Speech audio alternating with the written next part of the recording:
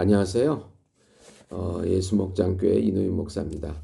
오늘 공부하실 내용은 기독교 강요 3권 2장 29절부터 36절입니다. 우리는 지금 그 믿음의 정의를 내리고 그 속성에 대해서 공부하고 있습니다. 믿음은 성령께서 우리에게 주시는 것입니다. 우리가 예수 그리스도와 연합이 되고 성령께서 예수 그리스도와 연합이 되게 하고 또 우리에게 믿음을 은사로 주십니다. 네. 그런데 이제 그 믿음이 어떤 연관성을 갖고 있는가? 말씀과 그리스도와 약속과 성령과 이런 어떤 연관을 갖고 있는가? 그런 부분들에 대해서 계속 지금 공부하고 있습니다. 29절을 보시면 믿음의 근본이 되는 하나님의 약속이다. 우리는 거저 베풀어 주시는 하나님의 약속을 믿음의 근본으로 삼는다. 그러니까 믿음의 근본이 하나님의 언약이고 약속입니다. 왜냐하면 그 약속이 믿음이 확고하게 서 있는 고유한 자리이기 때문입니다. 믿음은 하나님이 명하시든 금하시든 약속하시든 경고하시든 모든 일에 있어서 참되시다는 사실을 견지할 뿐 아니라 그의 명령들을 순종하여 받아들이고 금령들을 준수하며 경고들에 주의합니다. 그럼에도 불구하고 믿음은 고유한 약속으로부터 시작하고 그 약속 자체를 기반으로 삼으며 그 약속 자체를 지향합니다. 네. 이는 믿음이 하나님 안에서 생명을 찾기 때문입니다. 그 생명은 계명들 혹은 형벌 칙령들이 아니라 오직 자비의 약속, 달리 말하면 오직 거저 베푸시는 약속, 언약 가운데 발견된다는 것입니다. 그래서 복음은 다름이 아닌 믿음의 말씀이라고 로마서 10장 8절에 말합니다. 그러면 무엇을 말하느냐? 말씀이 내게 가까워 내 입에 있으며 내 마음에 있다 하였으니 곧 우리가 전파하는 믿음의 말씀이라. 네. 그는 복음을 율법의 규범들뿐만 아니라 그 약속들과도 구별합니다.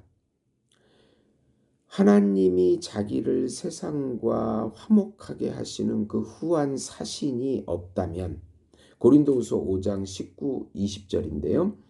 곧 하나님께서 그리스도 안에 계시사 세상을 자기와 화목하게 하시며 그들의 죄를 그들에게 돌리지 아니하시고 화목하게 하는 말씀을 우리에게 부탁하셨느니라. 그러므로 우리가 그리스도를 대신하여 사신이 되어 하나님이 우리를 통하여 너희를 권면하시는 것 같이 그리스도를 대신하여 간청하노니 너희는 하나님과 화목하라. 네. 아무것도 믿음 이로부터 우리는 사도가 전하는 바 가운데 믿음과 복음이 빈번히 관련됨을 알게 됩니다. 그는 복음의 직분이 자기에게 맡겨진 것은 믿음의 순종에 이르게 하고자 함이라는 사실을 적시하고 복음은 모든 믿는 자에게 구원을 주시는 하나님의 능력이며 복음에는 하나님의 의가 나타나서 믿음으로 믿음에 이르게 하나니 로마서 1장 16, 17절입니다. 라고 가르칩니다. 이것이 놀랍지 않는 것은 실로 복음은 화목하게 하는 직분이기 때문입니다. 우리를 향하신 하나님의 자비를 이보다도 확고하고도 미진함이 없이 드러내는 증언은 어디에도 존재하지 않습니다. 믿음은 이에 대한 알을 추구하는 것입니다. 네.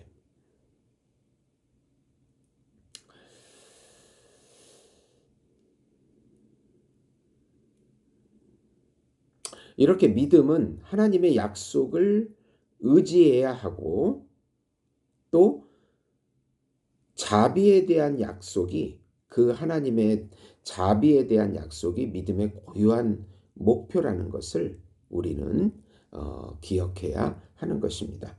30절에 보시면 믿음의 약속이신 그리스도를 믿음. 네. 이 피기우스라는 사람이 있는데 믿음에 대한 칼빈의 정의가 불명확하고 혼란스럽고 거짓된 평정이라고 비판했습니다. 예. 음. 그러나 칼빈은 이들을 그, 그 피기우스를 닮은 개들의 울비짖음에 그 개들의 울부짖음이라고 비유하면서 개의치 않게 되는데요. 우리가 두 가지를 생각해야 합니다. 첫째로는 믿음은 값없는 약속을 얻고 나서야 비로소 그 자체를 확고히 세우기 때문입니다. 또 두 번째로 믿음이 우리를 그리스도와 한 몸이 되게 하지 않는 한 달리 우리는 믿음 그 자체를 통하여 하나님과 화목하게 될 수가 없다는 것, 이 두 가지를 모두 주목해야 하는 것입니다. 믿음은 말씀이라고 하는 그 값없는 약속을 얻어야 확고히 세워지게 되고 또 믿음은 예수님과 하나 되게 해야 하나님의 화목을 얻게 된다는 것입니다. 믿음이 우리를 그리스도의 몸에 접붙이지 않는 한 어떻게 구원의 믿음이 존재할 수 있을까요? 믿음에 대한 정의를 우리가 내리면서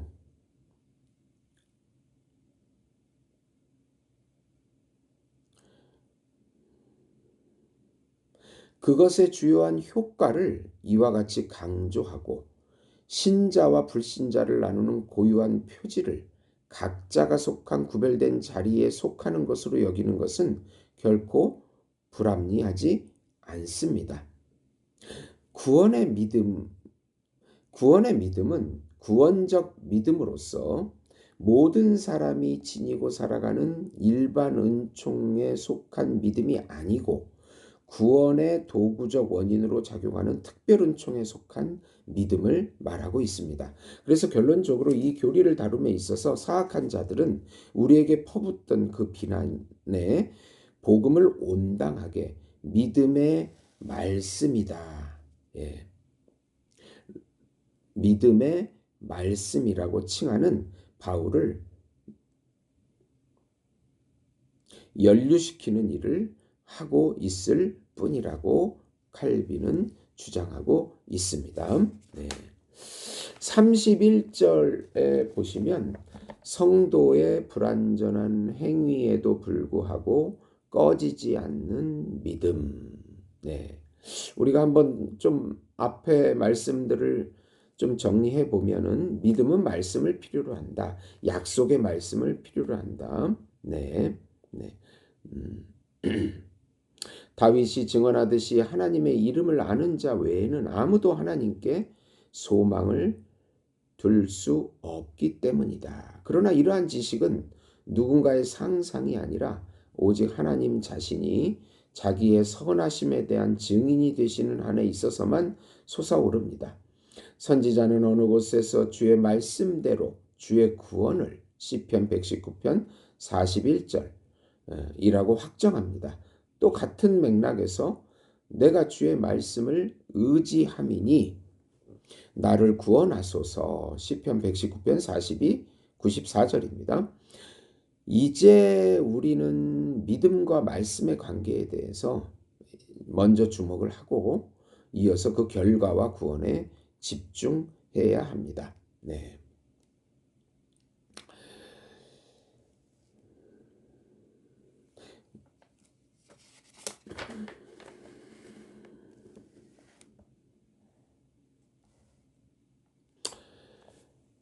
하나님이 그 자신의 은혜에 관해서 증언해 주심으로써 밝히 드러내지 않는 이상 어떤 믿음도 존재하지 않는다고 선포하는 것은 결코 어리석지 않다. 네. 즉 말씀을 그 통해서 어 말씀을 통해서 우리에게 믿음이 유지가 된다. 물론 하나님의 권능과 능력들이 성경에 많이 나타나고 있습니다. 그러나 그것은 말씀을 통해서 그것이 더욱 드러나게 되고 또 나타나게 되는 것입니다. 이제 이 불완전한 믿음을 가졌었던 성경의 인물들이 나오는데 사라와 리브가가 나옵니다. 사라는 약속된 후손을 애타게 갈구하여 자기의 여종을 자기의 남편에게 나아가게 했습니다. 너무나 믿음이 강해서 말씀의 한계를 넘어서서 나아갔습니다. 죄를 지었다는 것에 대해서는 부인할 수가 없습니다. 네. 그럼에도 불구하고 그 갈망이 하나님의 말씀에 대해서로부터 나온 것임은 확실합니다. 리브가는 또한 자기 아들 야곱의 택하심에 관한 하나님의 말씀을 확신하여 사악한 속임수로 야곱을 위한 축복을 얻어냅니다. 창세기 27장 9절입니다. 그녀는 하나님의 은혜에 대한 증인이며 하나님의 일꾼인 자기 남편을 속이고 자기 아들이 거짓말하도록 강요하고 다양한 눈속임과 괴계로 하나님의 진리를 오염시킵니다. 네. 이 일은 비록 사악하고 비난받아 마땅한 것이었음에도 불구하고 믿음이 없지는 않았습니다. 네. 이러한 예들은 믿음은 그 가운데 종종 오류들이 혼합되기도 하지만 그것이 참된 이상 항상 수위를 차지한다는 사실을 가르칩니다. 네. 수위를 차지한다는 것은 그 믿음이 머리가 된다 그 뜻입니다. 네. 철학에서는 이성이 머리가 되죠. 카톨릭에서는 베드로 수위권, 교회 수위권을 주장합니다. 그러나 우리는 믿음의 수위권, 믿음이 머리가 돼야 한다. 예. 우리는 이것을 믿습니다. 리브가의 개별적인 오류가 축복에 효과를 무화시키지 않았듯이 그 오류는 또한 통상적으로 그녀의 마음을 지배했으며 그녀가 행한 일의 시작과 원인이 되었던 믿음을 헛되게 하지는 못했습니다. 네. 그럼에도 불구하고 이 점에 있어서 리브가는 인간의 정신은 그 굴곡이 얼마나 심한지 아주 조금이라도 통제를 느슨하게 하면 그 순간 미끄러지고 만다는 사실을 폭로했습니다. 인간의 결정과 연약함은 믿음을 흐릿하게 하지만 믿음을 꺼트리지는 않습니다.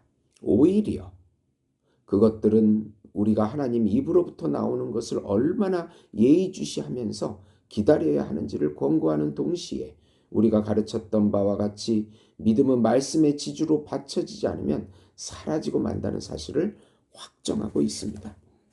사라와 이삭과 리브가의 마음은 만약 그들이 하나님의 은밀한 족쇄인 말씀에 순종하기를 계속하지 않았다면 그들의 의혹에 찬 일탈로 말미암아 무너지고 말았을 것입니다. 이렇게 하나님의 말씀과 믿음이 우리 안에 성령을 통해서 역사하게 되고 들어오게 되는 것입니다. 믿음은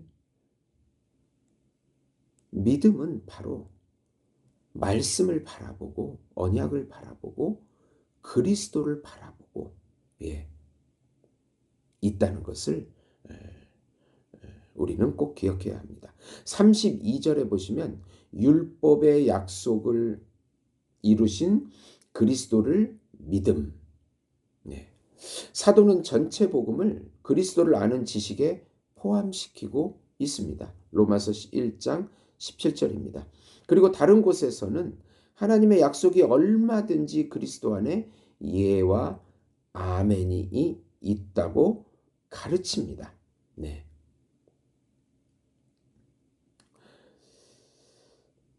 이러한 말씀의 이유를 먼 곳에서 찾을 필요가 없습니다. 왜냐하면 만약 하나님이 무엇인가를 약속하신다면 이로써 그는 자기의 인자하심을 증언하시기 때문입니다.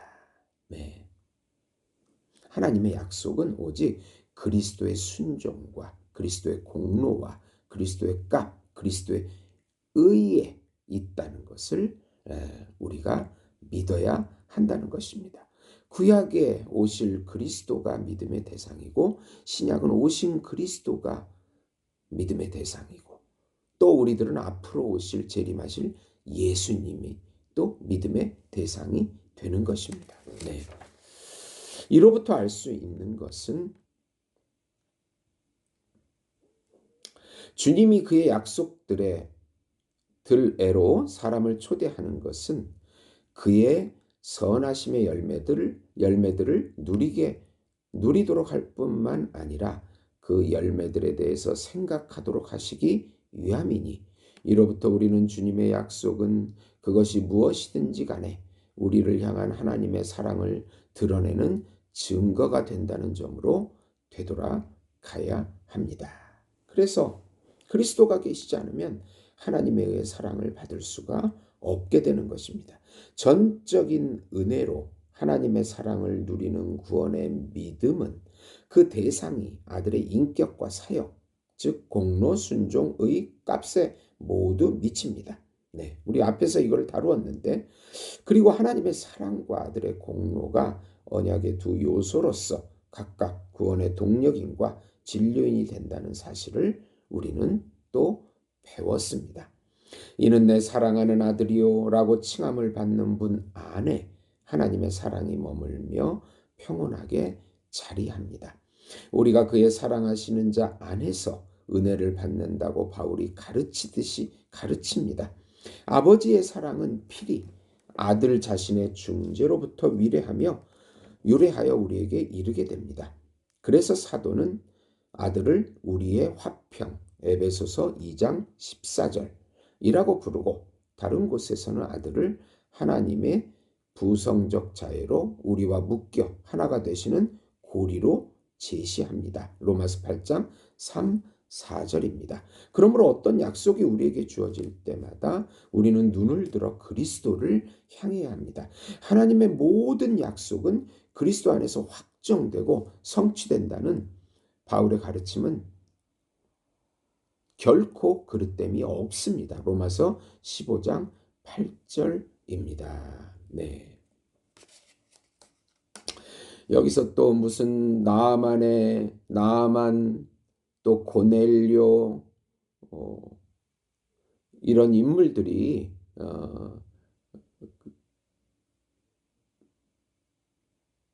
그리고 또 넷이 빌립이 파송받아 만난 그 넷이 이런 사람들은 그리스도를 정확하게는 몰랐을지라도 그리스도를 아는 지식이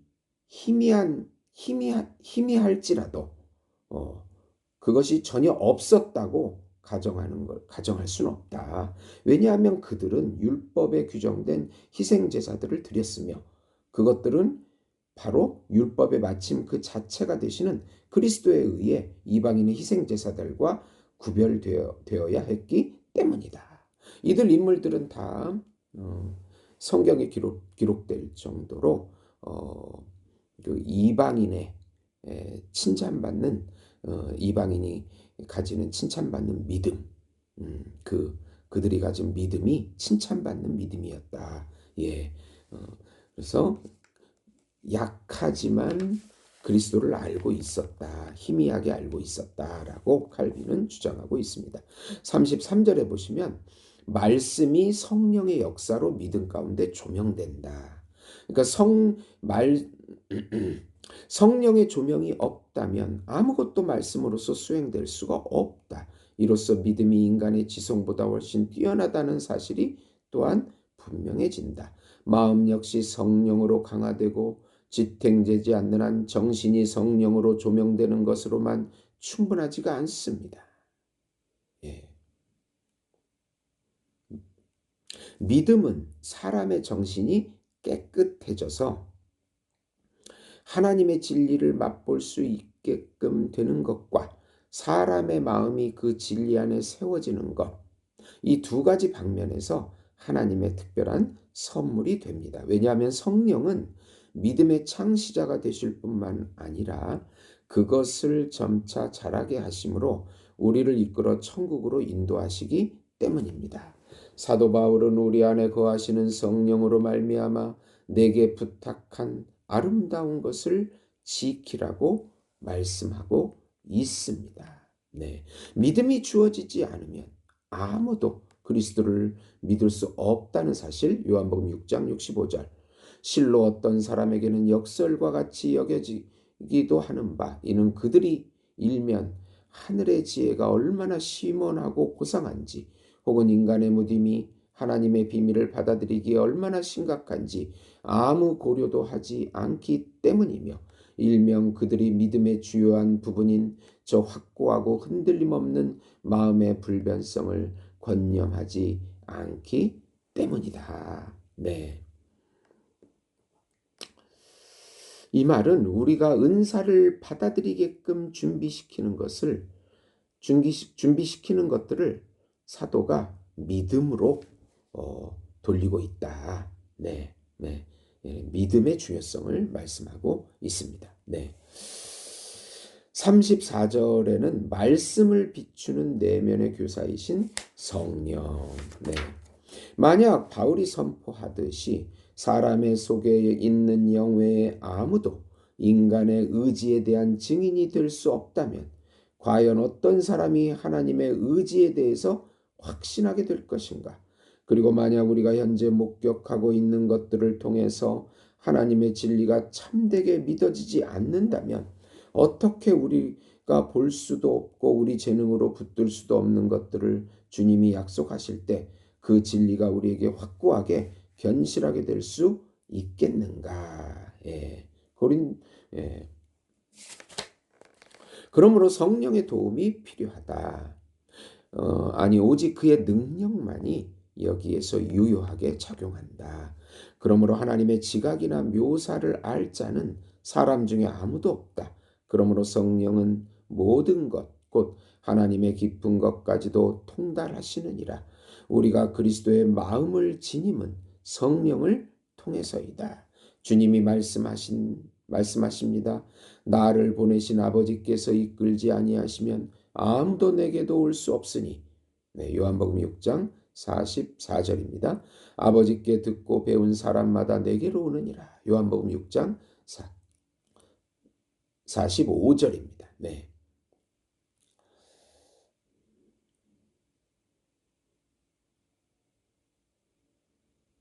하나님의 말씀은 실로 태양과 같아서 그것이 선포되는 모든 사람에게 비추지만 눈먼 자들 가운데에는 아무 열매도 없습니다.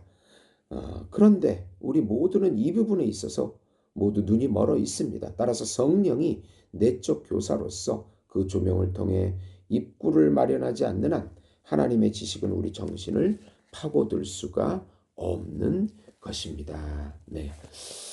35절은요. 하나님의 기뻐하심에 따라 부여되는 믿음의 은사. 네.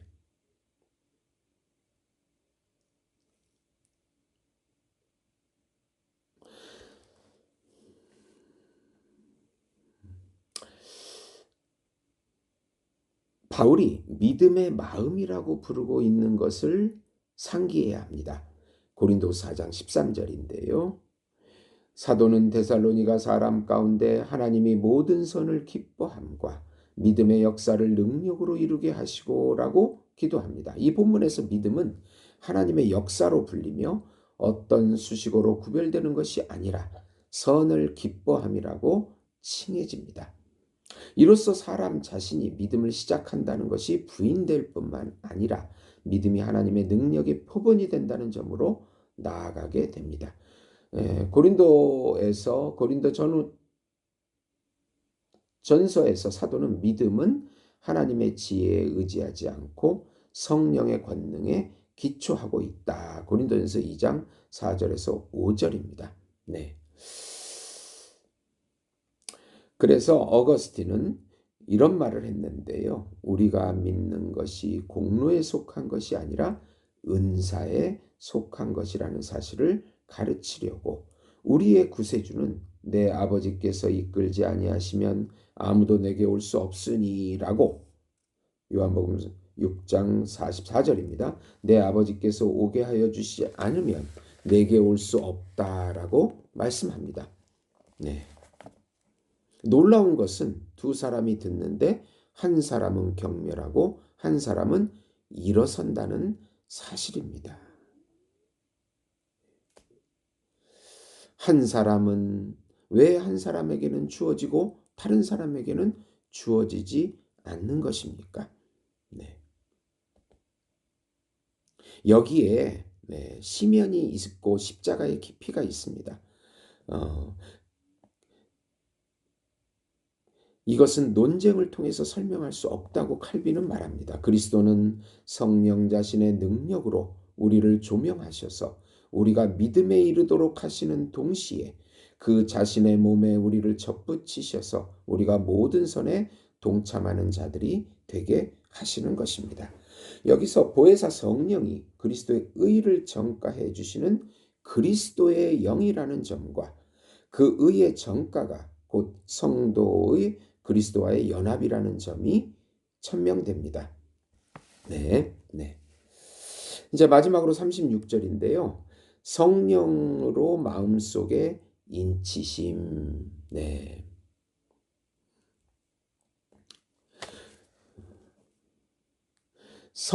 정신의 참지성이 성령의 조명이라는 것이 진실이라면 성령의 능력은 그 조명에 의한 마음의 확정 가운데 훨씬 더 분명하게 나타나게 됩니다. 예.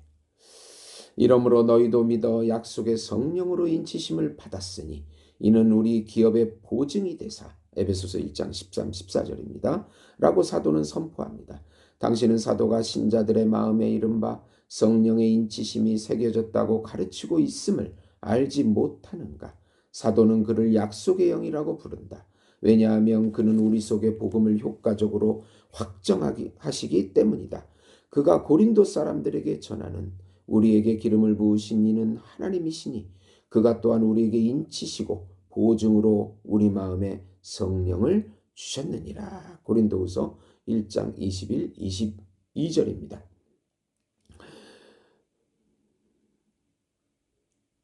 그렇게 사도는 소망함의 확신과 담대함에 대해서 말하면서 그 기초가 바로 성령의 보증에 있다고 고린도후서 5장 5절이 말씀하고 있습니다.